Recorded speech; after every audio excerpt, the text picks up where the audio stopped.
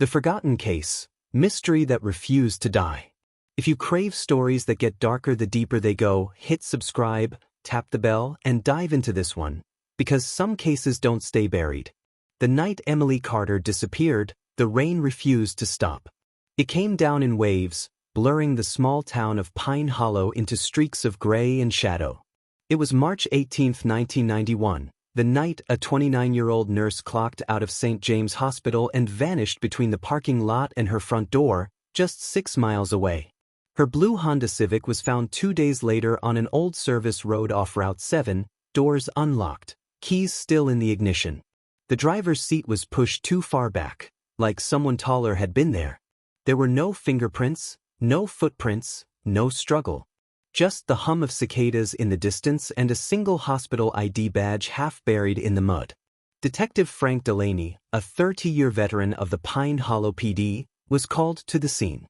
He'd seen dozens of disappearances, but something about Emily's felt wrong. "It's too clean," he muttered to his partner, noting the absence of anything, no signs of panic, no tire marks, nothing. It was as if she'd been erased. For weeks, police combed through swamps, fields, and farmhouses. Helicopters scanned the woods. Volunteers searched shoulder to shoulder, calling her name through the trees. Yet there was no trace. The case dominated headlines for a month. Local nurse vanishes without a trace. And then, as quickly as it appeared, the story died. By summer, life in Pine Hollow had moved on. But not for Emily's younger sister, Lauren. She spent years sending letters to news outlets, the police department, anyone who would listen. No one ever responded. Eventually, she moved away, and the Carter family name faded from memory, until one person stumbled upon it 30 years later. That person was Noah Hayes, a true crime podcaster known for digging up forgotten files and turning them into viral exposés. His channel, Dark Frequency, had exploded in popularity for one reason. He told stories the police wanted to forget. One night in 2022, while researching unsolved small-town disappearances, he found a headline buried deep in a digital archive. Local nurse still missing after 31 years, family desperate for closure. Something about Emily's eyes in the black and white photo drew him in. The file was thin, too thin for a case that big. Missing persons reports, statements, and a few crime scene photos. That was it. But then he noticed something strange, a handwritten note attached to the back of the final report. In faded blue ink, it read, "Closed by request. Evidence logged under case 44B. Do not reopen." Noah froze. Who requests that a missing persons case be closed? And what evidence could be logged in a disappearance with no leads? He checked police archives. Case 44B didn't exist. Not in digital records, not in physical logs. It was like the case had been sealed by a ghost. Driven by curiosity, or maybe something darker, Noah traveled to Pine Hollow to film his next series. He arrived in late October, when fog rolled in low and the woods felt alive with secrets. Locals still remembered Emily, but their eyes went cold when her name came up. The old police station had been converted into a community center, and Delaney, the lead investigator, had retired in 1998. When Noah finally found him at a nursing home just outside town, the man barely spoke above a whisper. His hands trembled when Noah mentioned Emily's name. You shouldn't open that again," Delaney said, his voice brittle. "Some things were buried for a reason." Noah pressed, asking what happened to the evidence. Delaney looked up, eyes sharp for the first time. "You want to find her? Go to the old Carter property. The shed behind the house." That night, Noah drove out to the overgrown remains of the Carter home. The shed stood crooked, its door chained but rusted through. Inside, the smell of earth and decay filled the air. Boxes, broken tools, and newspapers lay scattered everywhere. But in the back corner, he saw a single evidence box marked 44B. When he lifted the lid, the beam of his flashlight caught something inside. A plastic bag, sealed with a police tag, and what looked like a small piece of fabric stained dark brown. And beneath it, a photo. A picture of Emily Carter, smiling, standing beside a man Noah recognized immediately because he'd seen him in every newspaper clipping from 1991. Detective Frank Delaney. If you thought Chapter 1 was dark, buckle up, this is where the light fades. Make sure you're subscribed, because once you hear what Noah finds next, you'll never forget it. Noah's breath hitched as the beam of his flashlight flickered over the photo. Emily Carter, smiling softly, arm wrapped around a much younger Detective Frank Delaney. The back of the photo was marked with a date, February 14, 1991. A month before Emily vanished. The rain outside started tapping against the old tin roof of the shed, faint at first, then faster. Noah crouched closer, carefully sliding the photo into a plastic sleeve. Beneath it were several documents wrapped in aged evidence envelopes.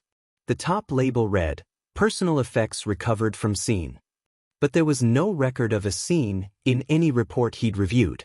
Inside were Emily's hospital ID, a small gold bracelet, and a single page from a police statement that stopped mid-sentence. Subject admitted knowing the victim personally but denied. The rest had been ripped off. Noah's pulse quickened.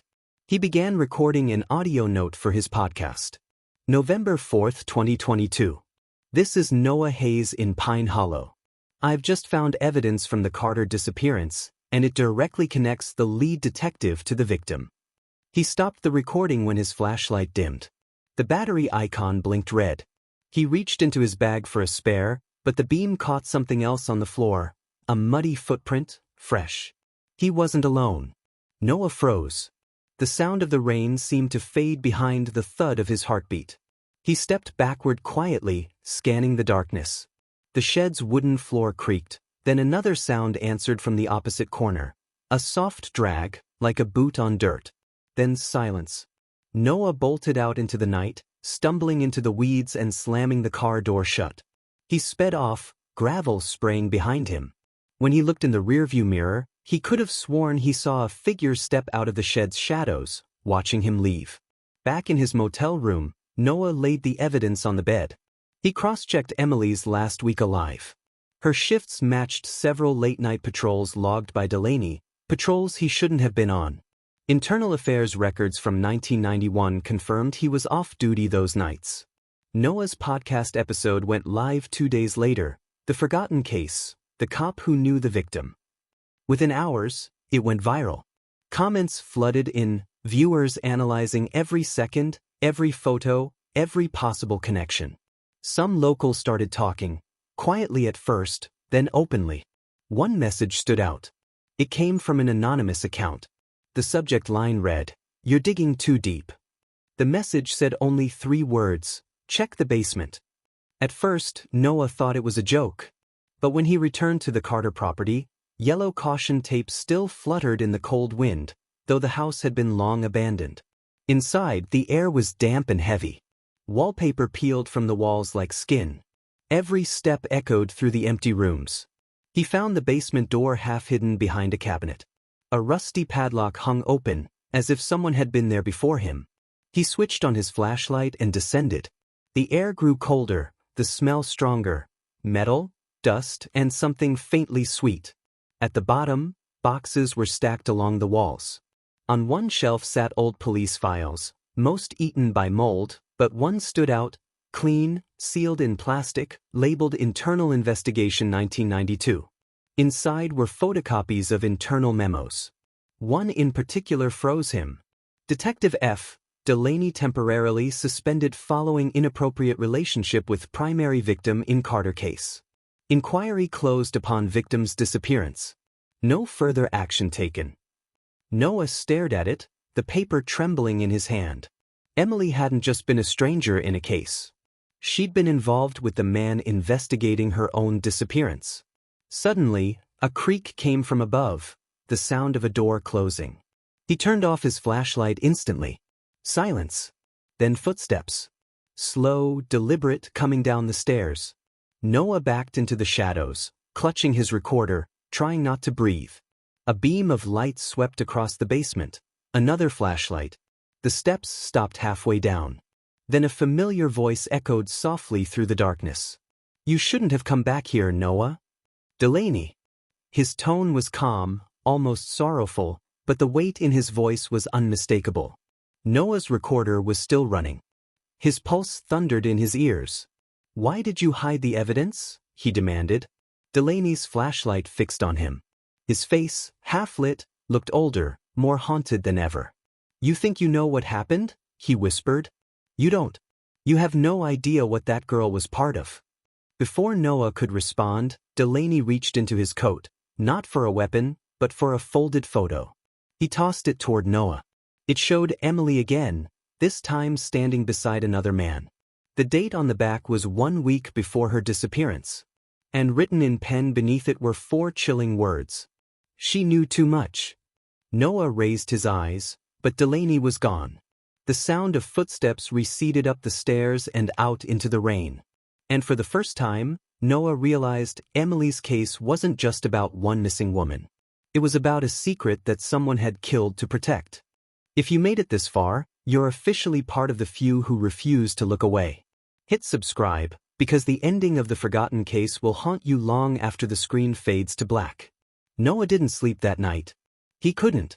The image of Emily smiling in that photograph replayed behind his eyelids like a flickering film reel. The caption, "She knew too much," burned into his mind. By dawn, he'd uploaded the 2nd episode of his podcast. He titled it The Basement Tapes. Within hours, it hit 1 million views. Listeners flooded his inbox, some offering theories, others claiming to have lived in Pine Hollow when it all happened. One message, though, stood out. It was from Lauren Carter, Emily's sister. You found him, didn't you? Delaney. He tried to warn me too. Meet me. Tomorrow. At St. James. Noah met her in the parking lot of the old hospital where Emily had worked 3 decades earlier. Lauren looked like someone who'd aged twice as fast as time allowed, her eyes sharp but tired, her hands fidgeting with an old locket around her neck. I begged them to reopen the case, she said quietly. Delaney told me not to. Emily wasn't who I thought she was. What did he mean? Noah asked. Lauren hesitated. My sister worked nights in the records department.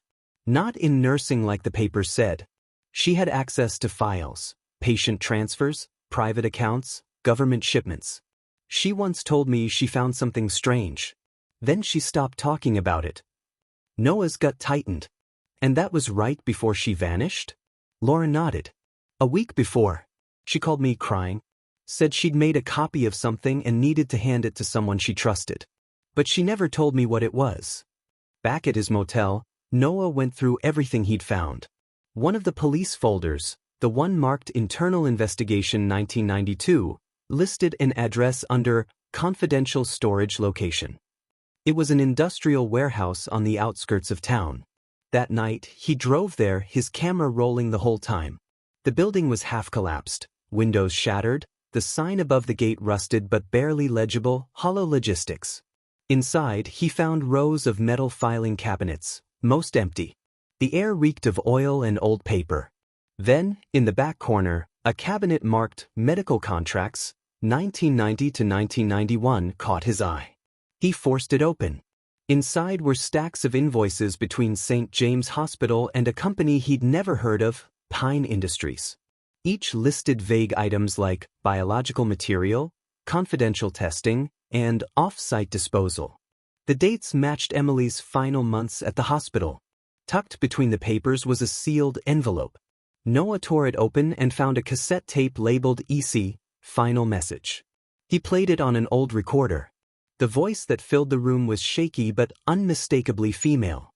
If you're hearing this, I couldn't get out. They're using the hospital for something they're not supposed to. Patients disappear. Records are changed. Frank, Detective Delaney, found out. He tried to help me. But they're watching him too. If I vanish, it wasn't an accident. Please, don't let them bury this. The tape clicked off. Noah stood frozen, the weight of every word pressing down like a stone. Emily had uncovered corruption, something involving her own workplace and powerful people who made her disappear. Suddenly, headlights swept across the warehouse windows. A car door slammed outside. Noah killed the recorder and hid behind the cabinet. Voices echoed, 2 men, maybe 3. One said, "It's in here somewhere. Get the files and burn the rest." He waited until their footsteps faded, then slipped out a side door, clutching the tape to his chest. Rain hammered the pavement as he dove into his car and sped into the night. The next morning, Noah uploaded everything. The audio, the documents, the photos, the connection to Delaney, the medical contracts. The episode was titled, "The Forgotten Case, The Secret They Tried to Bury." It exploded across social media. News outlets picked it up, police reopened the file, and the name Emily Carter trended for the first time in 30 years. 2 days later, authorities raided Hollow Logistics. What they found confirmed Emily's words: falsified death certificates, illegal transfers, and records of patients who disappeared under experimental treatments. Press followed. But Frank Delaney was never charged. He was found dead in his nursing home, an apparent heart attack. In his bedside drawer was an old envelope addressed to whoever finds the truth. Inside was a single note. "I tried to save her. I failed. Make sure they remember her name." Weeks passed. Noah's podcast hit record numbers. Documentaries were announced. But one night, as he reviewed his final cut for The Forgotten Case, he noticed something strange. At the end of Emily's tape, just before the click, there was a faint sound, almost inaudible. He isolated it, amplified it. A voice. A man's voice. "It's done.